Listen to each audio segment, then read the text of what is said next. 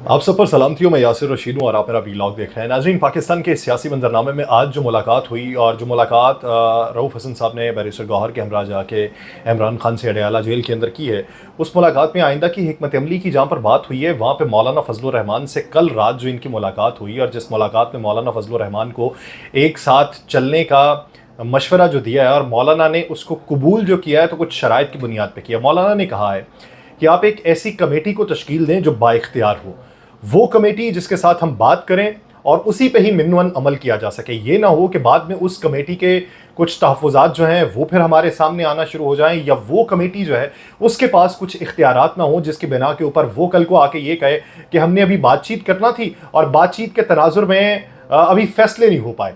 तो उसी की बुनियाद के ऊपर आज जाके बातचीत हुई है और बातचीत में इमरान खान साहब ने जहाँ पे ये बात की है कि जो अगला सेटअप है उस सेटअप के लिए जो तहरीक चलानी है तो मौलाना को किन बुनियादों के ऊपर आमादा करना होगा और फिर वो जो रहनुमा जो रूपोश थे वो किस तरीके से मंजर आम पे आएंगे, किस जलसे के अंदर आएंगे, या प्रेस कॉन्फ्रेंस जो बड़ी होगी उसके निकात क्या होंगे। खान साहब ने एक बात और भी की, उन्होंने ये कहा कि अगर डंडे से ही मुल्क को चलाना है तो फिर हम कहाँ पर जाएंगे, तो उसके लिए मौलाना के साथ जो टर्म्स एंड कंडीशंस तय की गई हैं उसके ऊपर बात होगी। अब आप ये देखिए कि जो सूरत हाल है उस सूरत हाल में हुकूमत को परेशानी कहाँ पे है। हुकूमत को परेशानी यहाँ पे आन पहुंची है कि अगर देखें मौजूदा सेटअप में पाकिस्तान तहरीक इंसाफ या सुन्नी इत्तेहाद काउंसिल जो है वो जलसा करने की इजाज़त मांगती है, उन्हें इजाज़त नहीं मिलती और वो फैसलाबाद के जलसे को मनसूख कर देते हैं। लेकिन जमीयत उलमा इस्लाम फे इजाज़त मांगती भी नहीं, जलसा फिर भी कर लेती है और उनके पास एक ताकत मौजूद है और वो उस पर बात ये करते हैं कि हमें हाथ लगा कर दिखाएं। अब इस बुनियाद के ऊपर जमीयत उलमा इस्लाम फे का आप मंजरनामा देखें कि जमीयत उलमा इस्लाम फे ने ऐलान किया हो कि हम जलसा करेंगे। अब उस जलसे में स्टेज के ऊपर पाकिस्तान तहरीक इंसाफ की मरकजी क़यादत मौजूद हो, कारकुनान में पीटीआई के कारकुनान भी मौजूद हो। हालांकि जमीयत उलमा इस्लाम फे वाले पीटीआई के कारकुनान के बारे में क्या बात करते रहे और पीटीआई वाले जमीयत उलमा इस्लाम फे के बारे में क्या बात करते रहे, इससे कतई नज़र, इसको साइड पे रखिए। लेकिन मंजरनामा ये देखिए कि ये लोग वहां पर मौजूद हो तो क्या कोई रुकावट डाली जाएगी, क्या गिरफ्तार करने की कोशिश की जाएगी? क्योंकि माजी में हमें ये याद है कि जमीयत उलमा इस्लाम फे का जो विंग है अंसारुल इस्लाम, उसको ये कहा जाता था ये अस्करी विंग है और इसके खात्मे के लिए इकदाम उठाए जा रहे हैं, लेकिन वो विंग वहीं का वहीं मौजूद है और उसके खात्मे के लिए जो इकदाम उठाए गए थे वो नापैद हो गए, बिलासूद रहे। अब ये जो चीज़ें हैं इसमें हुकूमत के लिए परेशानियां बढ़ती चली जा रही हैं। हुकूमत के लिए परेशानियां बढ़ने की कुछ वजूहात और भी हैं। अगर आप ये देखें कि खैबर पख्तूनख्वा से कोई इकदाम उठाया जाता है तो वफाकी हुकूमत उसको होल्ड कर लेती है कि इसको मज़ीद आगे चलाने के लिए पहले वफाकी हुकूमत उस पर एक्शन लेगी, फिर ये दूसरा क्रेडिट खैबर पख्तूनख्वा हुकूमत का जाएगा। चाहे वो किर्गिस्तान से जो बच्चे हैं वो वापस बुलाने हों, उस पर भी उन्होंने होल्ड करके रखा कि पहले अपनी परवाज़ें आएंगी फिर उनको इजाज़त दी जाएगी।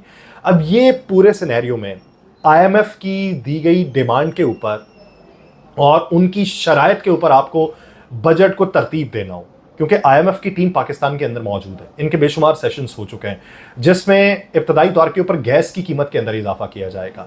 गैस की कीमत के साथ इजाफे में तवानाई की जो तवानाई के सेक्टर्स हैं उनकी कीमतों में बतदरीज इजाफा होगा। तो बतदरीज इजाफे से हमें जो बैनुल अक़वामी पेमेंट्स करनी है उसमें कयास आराइयाँ ये की जा रही हैं। बहुत से माहिर मईशत जो हैं वो ये राय रखते हैं कि जो रुपया है वो मज़ीद डीवैल्यू होगा।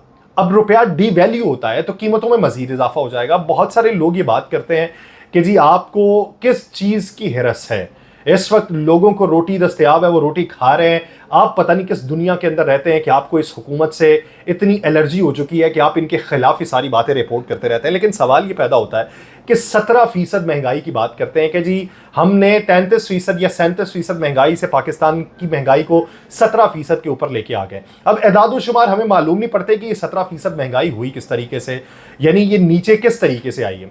आप पेट्रोल की कीमत को नीचे ला के महंगाई की शरह को नीचे ले आते हैं तो आप ये नहीं समझते कि जो आपने बिजली की कीमत में इजाफा कर दिया है वो शरह फिर ऊपर जाएगी। फिर आप ये कहते हैं कि आटे की कीमत नीचे आ गई, लेकिन आटे की कीमत नीचे आने से آپ دیگر اشیاء خورنوش کی قیمتیں دیکھیں، لیمو دیکھیں، لیمو کا ریٹ کیا ہے. یعنی اس موسم کے اندر ہمیں ڈاکٹر یہ رائے دیتے ہیں کہ بھائی جان شکنجبین پینی چاہیے، وہ آپ کی صحت کے لیے اچھی ہو سکتی ہے. آپ لیمو لینے جائیں 100 روپے دیں، آپ کو 4 لیمو دیتے ہیں، آپ کو پتا چلتا ہے کہ 1000 روپے کلو تو لیمو بک رہا ہے. اب میرے جہاں پہ میں رہتا ہوں وہاں پہ تو 1000 روپے کلو ہے، کوئی مجھے کہتا ہے کہ 800-900 روپے کلو بک رہا ہے.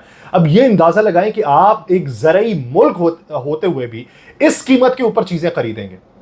پھر اس کے ساتھ ساتھ آپ یہ بھی کہتے ہیں کہ آٹا سستا ہو چکا ہے، لیکن آٹا سستا ہونے کے ناطے آپ نے کسانوں کو جس حد تک مارا ہے وہ کسان آپ سے بدلہ کس طریقے سے لے گا، یہ بات. دوسری بات، آپ کہتے ہیں مہنگائی میں کمی واقع ہو چکی ہے. اگر کمی واقع ہوئی ہے تو ہمیں یہ معلوم نہیں پتا آپ کہ پر کیپٹا انکم ہماری وہیں پہ ہے. مہنگائی میں کمی واقع ہو گئی ہے، ہماری پھر بھی پوری کیوں نہیں پڑ رہی؟ لوگ رو کیوں رہے ہیں؟ لوگ دہائیاں کیوں مچا رہے ہیں؟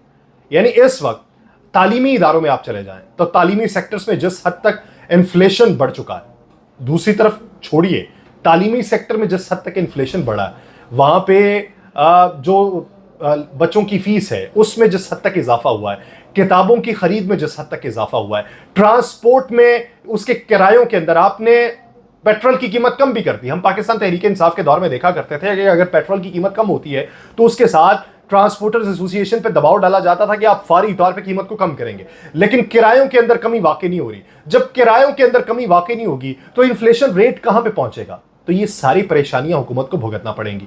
جب حکومت کو پریشانیاں بھگتنا پڑیں گی تو اس پہ آنے والے دنوں میں کیا ہوگا؟ پاکستان پیپلز پارٹی نے پنجاب کی حد تک وہ جو حد تک عزت بل آیا وہ دباؤ ڈالا ہے پنجاب حکومت کے اوپر. انہوں نے یہ کہا ہے کہ صوبائی سطح کے اوپر اس طرح کے اقدامات نہیں اٹھائے جا سکتے. پھر انہوں نے یہ بات کی ہے کہ اگر آپ نے بل بنانا ہی تھا تو آپ مشاورت کو شامل کرتے. آپ نے جو اجلت میں اس کو منظور کر کے گورنر کو بھجوا دیا ہے تو یہ اس کے پیچھے کچھ چیزیں ہیں جو چھپائی گئی ہیں، جو مخفی رکھی گئی ہیں. اب 2021 کا مریم نواز صاحبہ کا ایک بیان ہے، وہ گفتگو کرتے ہوئے یہ کہتی ہیں کہ جب کسی کے 40,000 ووٹ ہوں گے اور اس کا ایک صفر اڑا کے اسے 4,000 کر دیا جائے گا، اور کسی کے 2,000 ووٹ ہوں گے اور اس کا ایک صفر بڑھا کے اس کے 20,000 کر دیے جائیں گے، تو جب ایسی حکومتیں بنیں گی تو وہ عوام کے لیے تو قانون سازی نہیں کریں گی، وہ اپنی چوری کو چھپانے کے لیے قانون سازی کریں گی. یہ میرے الفاظ نہیں ہیں اور یہ حد تک عزت میں بھی نہیں آ سکتا. یہ مریم نواز صاحبہ نے 2021 میں ایک سیمینار میں خود بات کی ہے. تو جب آپ کی اپنی حکومت ہو اور آپ اتحادیوں کو مائل نہ کر پائیں، اتحادیوں کو راغب نہ کر پائیں، تو پھر دوسروں کے لیے آپ کیا پیغام چھوڑیں گے؟ آپ نے تمام صحافتی تنظیموں کو ساتھ میں بٹھایا لیکن ان کی اس بات کے اوپر اور سفارشات کے اوپر عمل نہ کیا اور آپ نے قانون کو منظور کروا دیا. پیمرا کی طرف سے جو ایکشن آیا اس پہ سٹے ہو گیا. تو اب اس صورتحال کے اندر پاکستان پیپلز پارٹی جو رفتہ رفتہ ان کے خلاف ہے، تو مولانا فضل الرحمان صاحب جو ہیں وہ نواز شریف کی بات پہ تکیہ نہیں کرتے تھے، وہ گارنٹی آصف علی زرداری صاحب کی مانگتے تھے پی ڈی ایم کے دور میں بھی.